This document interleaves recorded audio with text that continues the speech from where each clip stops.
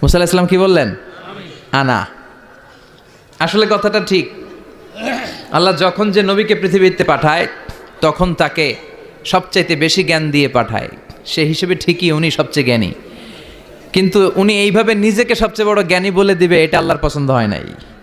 আল্লাহ চেয়েছিলেন মুসা আলাইহিস সালাম যেন বলে আল্লাহু আ'লাম, আল্লাহই জ্ঞানী। সুবহানাল্লাহ কইবেন না? কিন্তু তা না করে উনি কি করলেন? যখন বললো সবচেয়ে বড় জ্ঞানীকে, উনি হুট করে কি বলে ফেললেন?